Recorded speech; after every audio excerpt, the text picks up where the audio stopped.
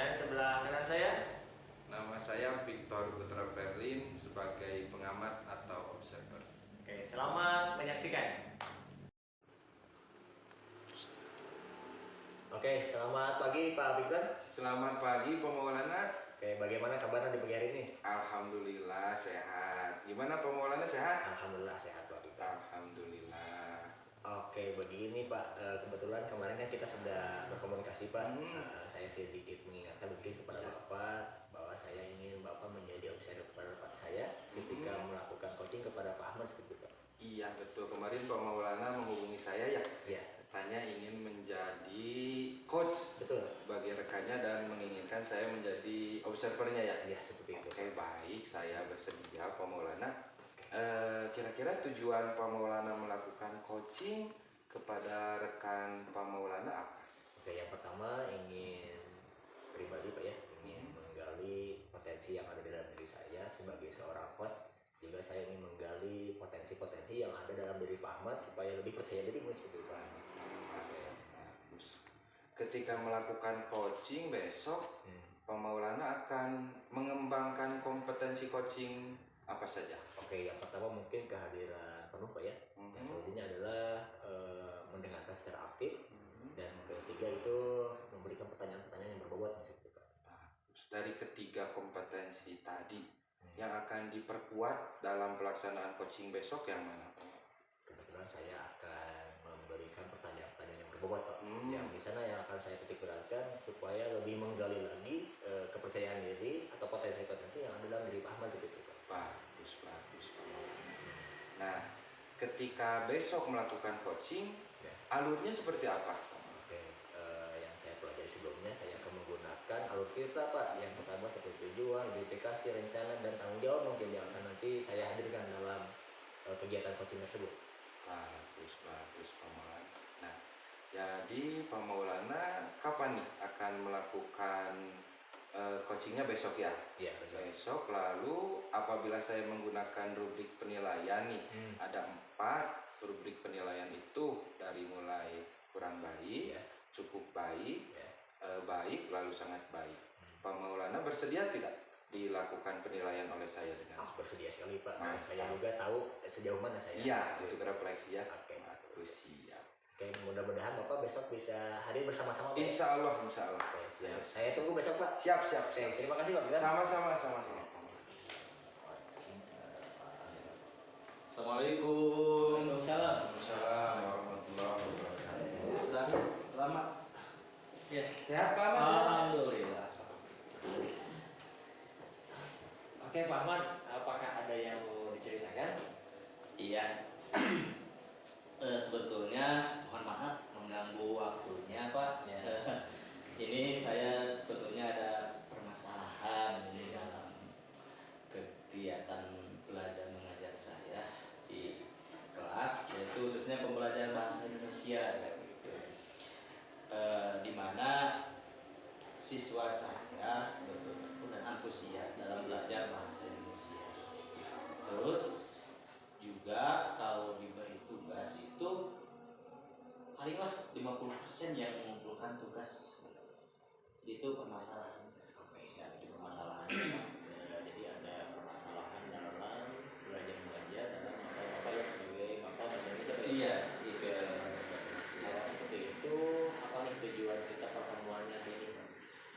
Tujuan hari ini saya sebetulnya ingin ada solusi, yaitu ada jalan keluar untuk mengatasi permasalahan tersebut, sehingga yang diharapkan saya itu siswa itu antusias dalam belajar bahasa Indonesia gitu. Sehingga di mana kalau diberi tugas ya minimal 90% tercapai kan gitu. Seperti itu. Kalau misalkan permasalahannya itu seperti itu yang kurang antusias Pak ya? Iya. Jadi siswa-siswi selama belajar yang Bapak itu yang pertama kurang antusias dalam mengikuti pembelajaran kan mengerjakan tugas ya? Iya. Nah, bagaimana tuh Bapak menyelesaikan permasalahan terhadap kurangnya antusias siswa tersebut Pak?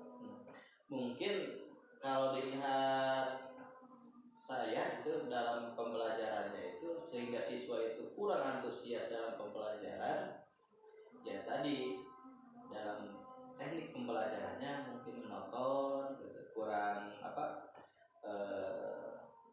asik gitu dalam pembelajaran, sehingga siswa itu dalam belajarnya itu ya menimbulkan antusiasnya menurun kan gitu. Terus kalau dalam mengumpulkan tugasnya itu hanya kurang dari 50%, ini hanya prediksi saya kan gitu. Mungkin terlalu banyaknya pertanyaan-pertanyaan sehingga siswa tersebut bosan kan gitu. Kalau sudah bosan pasti mengumpulkan tugasnya itu ya sebagian kan seperti itu. Kalau misalkan seperti itu Pak ya, apa nih yang membuat Bapak untuk bisa lebih menarik lagi minat atau antusias siswa lebih baik lagi seperti itu Pak? Untuk menumbuhkan motivasi siswa tersebut, saya sudah mencoba beberapa teknik, beberapa teknik pembelajaran. Di antaranya saya pernah sih menggunakan YouTube gitu untuk mencari referensi dalam pembelajaran. Itu hampir ada juga yang antusiasnya menarik juga kan seperti itu. Mungkin kedepannya saya akan menggunakan media pembelajaran yang lebih baik lagi daripada sebelumnya supaya antusias siswa itu tumbuh lagi itu dalam pembelajaran bahasa Indonesia khususnya kan seperti itu. Yang kedua yang rencana saya mungkin yang akan saya terapkan juga pengurangan tugas-tugas yang berlebihan gitu. Sebab apa? Kalau terlalu menumpuk tugas mungkin siswa tersebut jenuh tadi kan, katakan jenuh itu sehingga tidak mengerjakan tugas seperti itu. Siap. Dari yang saya dengarkan barusan Pak ya, terkait tugas yang terlalu banyak, antusias siswanya yang kurang, ada lagi tidak yang akan Bapak rencanakan ke depan? Yang saya akan terapkan rencana ke depan seperti mungkin ya perencanaan itu harus mantap kan gitu. Yang pertama, saya ingin menggunakan media pembelajaran yang kekinian ya gitu. Kekinian, iya, supaya anak juga antusias. Contoh, saya tidak hanya menggunakan buku, hanya menulis di papan tulis. Mungkin saya akan kalau fasilitas sekolah menyediakan proyektor kayak gitu. Untuk menggali pembelajaran bahasa Indonesia. Contoh, untuk pembelajaran puisi bisa kan kalau anak itu disuruh membaca puisi bisa melihat di YouTube bagaimana pembacaan puisi yang baik kan gitu. Kalau anak disuruh membuat drama bisa kan dilihat dari internet juga, dari itu drama yang baik itu yang bagaimana kan gitu. Itu bisa menjadi bahan referensi. Jadi tidak terfokus apa yang dibicarakan saja saya di depan saja kan gitu, sehingga anak tersebut akan tumbuh motivasinya, akan antusias belajarnya juga akan tumbuh seperti itu gambarannya Pak. Siap. Jadi Bapak sebelumnya itu memberikan pembelajaran hanya buku saja Pak ya, iya, papan tulis saja seperti itu. Jadi Bapak sekarang ke depan akan memberikan pembelajaran yang lebih menarik lagi dengan menggunakan proyektor. Iya. Bahkan dari YouTube juga Pak ya? Iya, dari YouTube. Oke, selain itu ada lagi nggak yang akan Bapak rencanakan ke depannya? Mungkin dalam cara belajarnya juga kan gitu. Kalau sebelumnya itu saya yang banyak bicara di depan kan gitu. Tapi nanti rencana ke depan bukan saya menggali tapi anak untuk mencari, lalu saya itu hanya menyimpulkan apa yang ditemukan oleh anak tersebut. Contoh, anak dalam pembelajaran ada seperti wawancara kan, seperti itu kan wawancara. Jadi bukan saya menjelaskan. Sekarang coba anak itu untuk menjelaskan tentang wawancara itu di depan, gitu kan? Atau anak mencari bahan referensi yang lain, kan gitu. Kenapa? Kalau saya selalu memberikan, anak selalu menerima, itu terjadi tadi itu yang menonton kan gitu, sama gitu gambaran. Bagus sekali Pak ya, ada beberapa teknik. Jadi mulai dari mencari referensi sendiri, tidak hanya mengambil ilmu-ilmu yang sudah Bapak jelaskan sendiri, iya, tapi mereka juga secara berdirian mungkin mencari sumber-sumber yang lain gitu. Iya, seperti itu. tugas yang diberi oleh Bapak ya. Iya. Oke, ke depan nih, apakah ada lagi Pak selain itu rencananya? Mungkin sementara cukup Pak seperti itu. Oke, siap. Kalau misalkan cukup seperti itu, sekarang ke depan apa yang akan Bapak lakukan? Misalkan Bapak membutuhkan bantuan seorang teman atau mungkin bantuan seorang rekan guru? Iya. Ya pasti Pak, saya akan membutuhkan teman sejawat kan gitu untuk mengingatkan sebagaimana perencanaan saya kan gitu, karena bisa dikatakan kan manusia itu tidak bisa hidup sendiri kan gitu, perlu ada bantuan orang lain kan gitu. Jadi perlu ada kolaborasi dengan teman gitu. Kebetulan tadi saya juga ada sama guru bahasa Indonesia Pak. Jadi nanti saya akan kolaborasi saling mengingatkan supaya apa yang akan disampaikan direncanakan oleh saya itu tercapai dengan betul-betul tercapai. Karena mungkin juga apa hal yang saya rasakan itu beliau juga dirasakan oleh beliau. Nanti ada saling kolaborasi, saling mengingatkan gitu. Jika rencana saya berhasil, mungkin nanti akan diterapkan juga oleh rekan saya sendiri kan gitu, seperti itu Pak. Kalau misalkan satu MGP itu memang enak Pak ya. Iya. Semua persoalan yang ada dalam Bapak juga sama mungkin sama dengan apa yang dirasakan Bapak ya. Iya. Kalau boleh tahu namanya itu siapa Pak? Pak Rudi Pak. Pak Rudi. Iya. Apakah ada guru lain selain Pak Rudi Pak? Memang banyak Pak guru lain, tapi beda mata pelajaran kan gitu. Tapi ada juga yang selalu mengingatkan itu Pak Dedi juga kadang-kadang selalu membantu tentang kegiatan pembelajaran saya kan gitu. Kadang-kadang saya selalu bertukar pikiran di mana ingin menentukan metode-metode dalam pembelajaran kan gitu. Bahkan mungkin juga saya akan minta juga kepala sekolah untuk mensupervisi saya gitu kan, agar dalam perencanaan itu tidak sia-sia kan gitu. Bila mana sudah bagus berarti harus diterapkan terus-menerus kan supaya menjadi tujuan pendidikan yang seutuhnya itu tercapai kan gitu. Oke, sangat bagus sekali Pak ketika Bapak menghadirkan seorang rekan guru yang satu MGP dengan Bapak ya, Pak Rudi. Juga Bapak melibatkan juga kepala sekolah Pak ya. Iya. Bagus, karena biarpun nanti hasilnya seperti apa, betul mau baik ataupun buruknya akan menjadi evaluasi bagi kita Pak ya. Iya, untuk lebih baik lagi ke depannya. Nah, sebelum Bapak merencanakan ini semua, proses pembelajaran Bapak di sekolah atau kondisi di sekolah ini ada di skala berapa Pak? Kalau misalkan dari skala 1 sampai 10 Pak? Kalau sekarang kalau digambarkan dengan skala tersebut palinglah 6 kan gitu. Posisi di skala 6. Oke. Setelah Bapak merencanakan ke depan, ada di skala berapa nih Bapak kalian ke depan? Saya tidak akan muluk-muluk kan gitu. Jadi perencanaan di angka 9 juga sudah maksimal. Betul, sekali. Di angka 9 itu sudah maksimal. Apalagi kalau kita tercapai 10, tapi bukan tidak mungkin. Itu hal yang memang susah kan gitu. Karena kenapa? Anak itu kan variatif kan gitu, variatif. Mungkin kita juga harus betul-betul menggali potensi siswa itu harus betul-betul kan gitu untuk target 10. Memang semua manusia ingin sempurna gitu, tapi saya tidak muluk-muluk 9 juga sudah dianggap sukses ya, seperti itu Pak. Bagus sekali Pak, itu udah target yang sangat bagus sekali. Iya. Jadi Bapak mudah-mudahan itu menjadi yang terbaik Pak ya. Dari rencana tersebut semua yang sudah dijabarkan, kapan nih Bapak akan memulai rencana ini? Untuk penerapan perencanaan ini mungkin lebih cepat lebih baik Pak.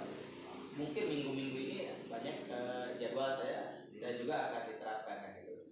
Sebab apa?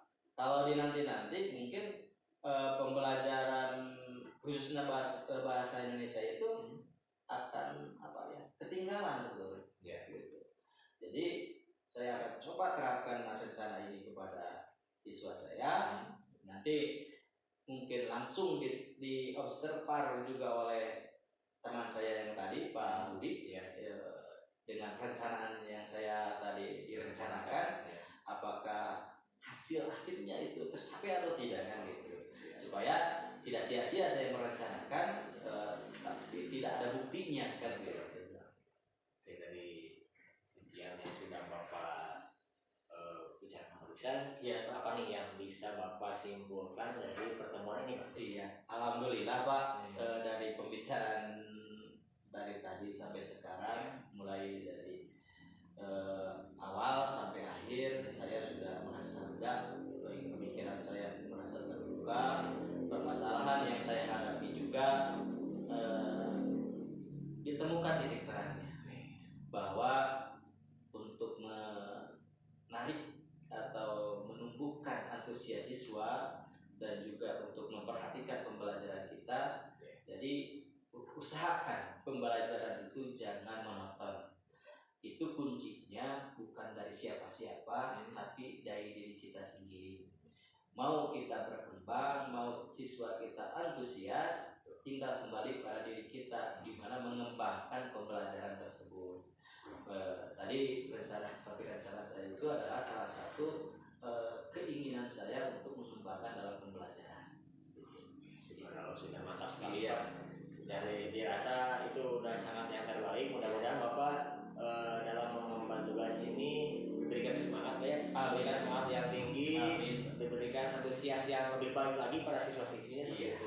Mudah-mudahan berjalan dengan lancar ya. Amin Pak. Oke. Ada lagi Pak yang mau disampaikan? Mungkin cukup Pak. Yang saya sampaikan mungkin ucapan terima kasih Pak. Bapak sudah membantu membuka pikiran saya, membantu memecahkan permasalahan saya, dan juga Bapak yang selalu hadir. Itu ucapan terima kasih. Sekali lagi saya ucapkan terima kasih. Mudah-mudahan segala kesempatan waktunya menjadi amal ibadah Pak. Amin. Sama-sama Pak Ahmad. Mudah-mudahan kita selalu memberikan yang terbaik Pak ya untuk kemajuan pendidikan di sekolah kita masing-masing seperti itu. Dan sekali lagi jangan merasa bosan Pak. Oke, semangat Pak. Ya, terima kasih Pak. Terima kasih. Assalamualaikum Pak Yusuf. Waalaikumsalam Pak Ridwan. Alhamdulillah tadi Pak Yusuf dengan Pak Ahmad sudah melakukan coaching ya. Alhamdulillah tadi saya amati coachingnya berjalan lancar.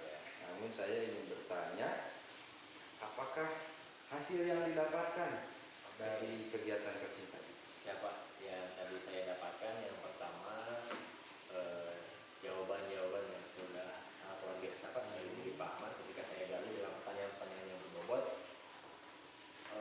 Semua potensi yang ada dalam diri Pak Ahmad ketika menghadirkan untuk mencari solusi ketika pembelajaran yang menyenangkan atau antusias siswa dalam belajar. Ketika Pak Ahmad kebingungan bagaimana nih cara mengaplikasikan atau membuat antusias siswa dalam belajar seperti itu. Nah, jadi setelah coaching tadi, alhamdulillah Pak Yusuf dan Pak Ahmad sudah menemukan solusi ya dari permasalahan Pak Ahmad.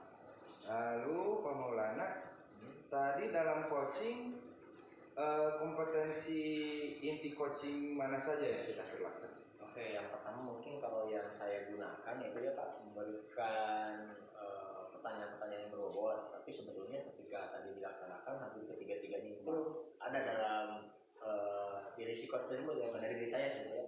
Yang pertama dalam kehadiran penuh, mendengarkan secara aktif, dan pertanyaan-pertanyaan yang berbobot seperti itu. Ya, saya tadi lihat dan dengarkan memang ketiga kompetensi inti coaching sudah nampak, sudah diperlihatkan oleh Pak Maulana bagus sekali. Alhamdulillah 3 kompetensi inti sudah Bapak gunakan dalam melaksanakan coaching. Apabila diberi kesempatan nih, Bapak ingin lebih memperkuat kompetensi mana dalam ke depan melakukan coaching? Oke, yang pertama ketika tadi saya dalam pertanyaan-pertanyaan yang berbobot saya ingin hadir secara penuh Pak dalam ketika melakukan coaching tadi kepada Pak Ahmad atau kepada rekan yang lain mungkin seperti itu. Karena dirasa ketika saya mengcoach saya kurangnya kan di sana sepertinya. Tapi insya Allah saya akan berusaha lebih baik lagi ke depan dalam hal mendengarkan secara penuh seperti itu. Jadi kompetensi mengenai kehadiran penuh ya, yang ingin Bapak lebih tingkatkan. Kira-kira nih cara-cara atau langkah Bapak untuk meningkatkan kompetensi kehadiran penuh seperti apa? Oke, yang pertama mungkin saya akan berlatih lagi Pak, mencari referensi. Kadang-kadang saya suka berlatih dengan istri saya, kebetulan sama seorang pengajar Wah, mantap. Jadi sebelum ke yang lain saya coaching dulu isi saya sendiri. Bagus sekali ya. Itu Pak mungkin yang saya akan persiapkan seperti itu. Siap. Jadi mulai kapan nih Pak Maulana akan mencoba langkah-langkah tadi yang disebutkan untuk meningkatkan kompetensi dalam kehadiran penuh? Oke, saya akan melaksanakan besok ketika hari ini kan saya udah berevaluasi udah mengevaluasi dari rangkaian-rangkaiannya. Insya Allah saya akan besok persiapan lebih baik lagi seperti itu. Wah, secepatnya ya. Siap, seperti itu Pak. Mudah-mudahan kebaikan Pak Maulana dalam membantu rekannya dengan melalui metode coaching ini dijadikan amal ibadah ya. Amin. Jangan lupa terus berlatih, terus gunakan kemampuan coach Pak Maulana itu untuk membantu rekan-rekannya. Siap. Ya. Siap, terima kasih Pak sudah menjadi observer saya. Sama-sama. Ya, mohon maaf direpotkan ya Pak. Tidak apa-apa. Oke.